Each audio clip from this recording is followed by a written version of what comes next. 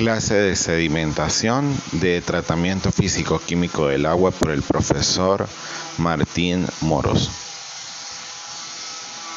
La sedimentación es la remoción de partículas en el agua gracias a la gravedad, para aquellas partículas que tienen un peso específico mayor que el del agua y por lo tanto puedan sedimentar. A menos que si las partículas pesan menos que el agua, se les haya aplicado previamente coagulación y luego floculación, ahora esos flóculos sí van a tener el peso suficiente para ser removidos por gravedad.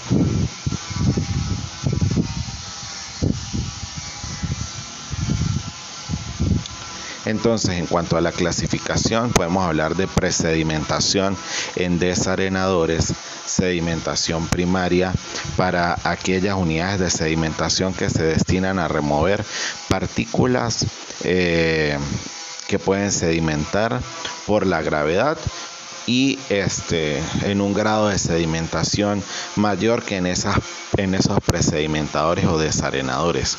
Luego tenemos la sedimentación intermedia, que aplica para aquellos tratamientos biológicos en serie como los filtros percoladores, donde el primer filtro percolador tiene su sedimentador intermedio y el segundo filtro percolador tiene su sedimentador secundario. Luego hablamos de sedimentadores secundarios para filtros percoladores de una etapa o para la segunda etapa de filtros percoladores de 2 etapas o para los activos, biodiscos, etc. Hablamos de sedimentación terciaria, que aplica para sedimentación química, es decir, si previamente se le aplicó al agua tratamientos de coagulación y luego de floculación, el sedimentador que se utiliza es un sedimentador terciario. Y están los espesadores de lodos utilizados en el tratamiento de lodos, tanto de las plantas de purificación como de las plantas de tratamiento de aguas residuales. En cuanto a los tipos de sedimentación, hay 4: sedimentación tipo 1, tipo 2, tipo 3 y tipo 4. Tipo 1 discreta, tipo 2 o floculenta, tipo 3 o retardada y tipo 4 o por compresión. La sedimentación tipo 1 se conoce como discreta porque aplica para partículas discretas, es decir, partículas aisladas o separadas unas de otras, es decir, partículas rodeadas netamente por fluido, en este caso por agua. Es el tipo de sedimentación que se da en los desarenadores o en la parte superficial de los sedimentadores primarios. Luego tenemos la sedimentación tipo 2 o floculenta, ya cuando las partículas no están aisladas unas de otras, sino que comienzan a unirse y a formar flóculos. Entonces se da en la parte inferior de los sedimentadores primarios y en buena parte de los sedimentadores secundarios, asimismo en los sedimentadores terciarios que han sido en los cuales el floc no es de origen biológico sino de origen químico. Está la sedimentación tipo 3 o retardada, se da en la parte inferior de los sedimentadores secundarios y en la parte inferior también de los sedimentadores terciarios, donde ya la concentración de partículas es bastante alta, tanto así que unas retardan la sedimentación de las otras. Y esta es la sedimentación tipo 4 por compresión, que se da en el fondo de los espesadores de lodos, donde la concentración es tan alta que solo se produce la sedimentación como una masa compacta que para sedimentar debe comprimirse. En cuanto a la sedimentación tipo 1, si la analizamos para partículas discretas, vamos a tener la fuerza de flotación en dirección ascendente y la fuerza de gravedad en dirección descendente.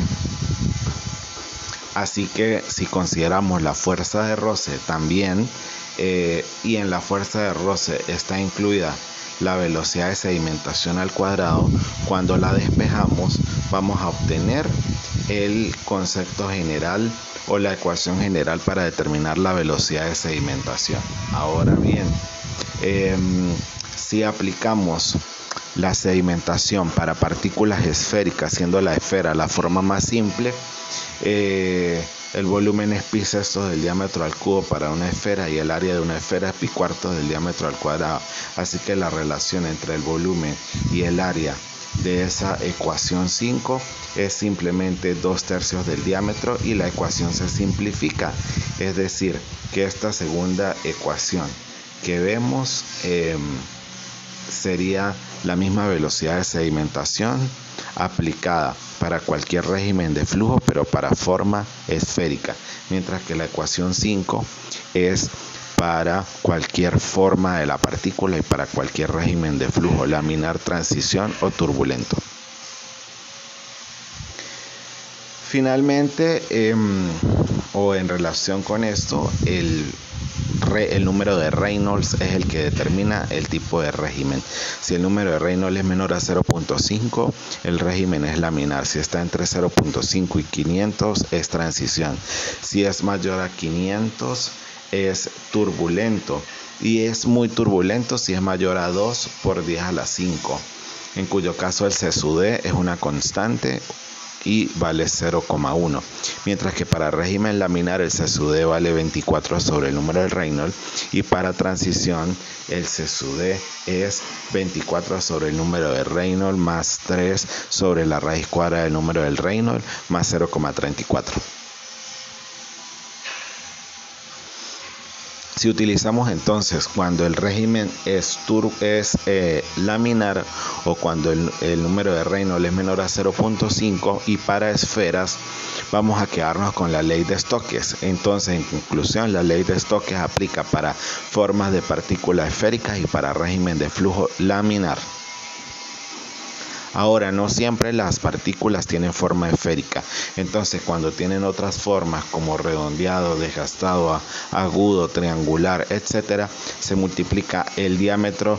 Para hallar el diámetro equivalente de una esfera, se multiplica el tamaño de la partícula por el coeficiente de forma. Entonces, en resumen, vamos a tener tres ecuaciones. La ecuación general de sedimentación para cualquier régimen de flujo y para cualquier forma de partícula. Luego, cuando hacemos el arreglo para esferas, nos quedamos con la ecuación de velocidad terminal de sedimentación para partículas esféricas en cualquier régimen de flujo. Y la ley de Stokes, que es para partículas esféricas solo en régimen laminar. Para las dos últimas ecuaciones que tienen que ver con partículas de forma esférica, cuando las partículas no sean esféricas, se debe multiplicar el tamaño de la partícula por el coeficiente de forma. En cuanto a los cálculos de sedimentación tipo 1, aplican para partículas discretas, donde se supone que el tiempo de retención hidráulica es corto, la profundidad también es relativamente pequeña y la carga superficial, que es la velocidad de sedimentación de la partícula crítica, es la que gobierna el diseño de los sedimentadores para sedimentación tipo 1. Entonces, todas aquellas partículas que tengan una velocidad de sedimentación mayor que la carga superficial sedimentarán con 100% de eficiencia, mientras que aquellas partículas que tengan una velocidad de sedimentación menor que la carga superficial sedimentarán, pero no con 100% de eficiencia. De esa manera, se determina en los cálculos de sedimentación tipo 1 la proporción de partículas que superan la carga superficial, que todas tendrán una eficiencia de sedimentación de 100%, más la fracción de sedimentación que nunca llega a 100% de aquellas partículas que tienen velocidad de sedimentación menor que la carga superficial.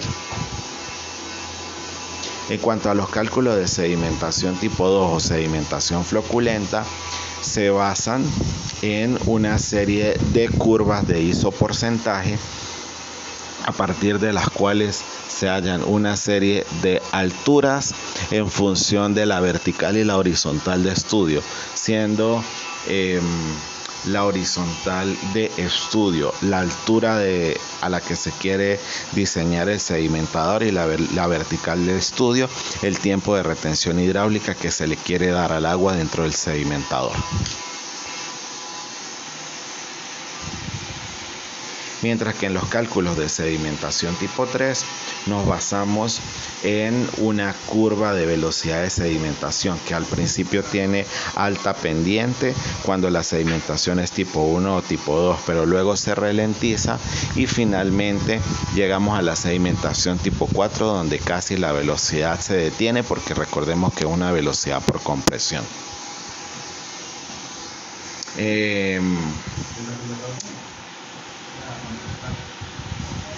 Entonces vamos a trazar la tangente por la zona de sedimentación tipo 1 y 2 y la tangente por la zona de sedimentación 4 para pasar la bisectriz que va a pasar por la zona de sedimentación 3. A partir de lo cual la tangente a la zona de sedimentación 3 va a cortar con la altura h sub u para determinar el tiempo t sub u, que es útil para el cálculo del resto de valores que típicamente se calculan cuando hacemos cálculos relacionados con sedimentación tipo 3.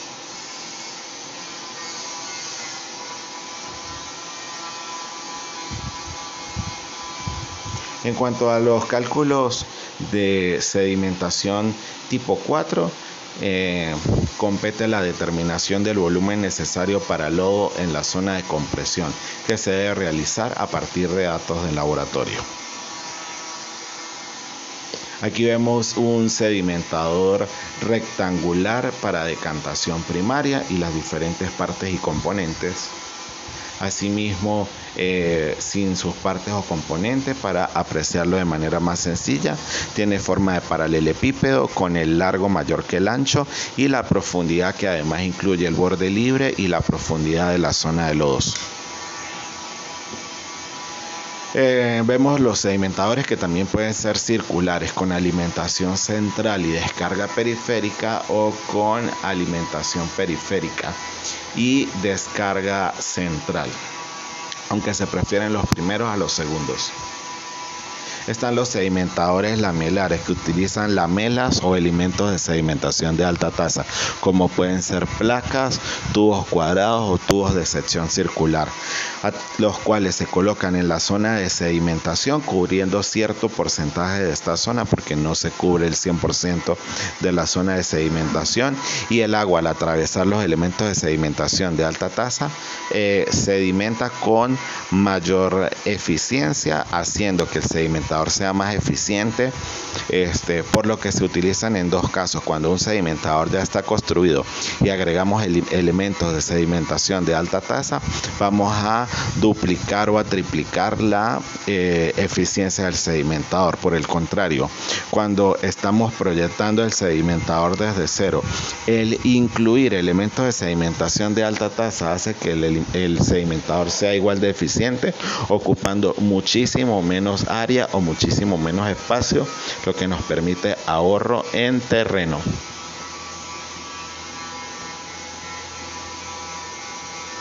Entonces, esas lamelas o elementos de alta tasa se pueden colocar tanto en los sedimentadores horizontales o rectangulares como en los sedimentadores circulares. Finalmente, apreciamos algunos criterios de diseño de sedimentadores, como que su tiempo de retención hidráulica, su carga superficial, su carga de rebose, que son los parámetros de diseño de sedimentadores más importantes.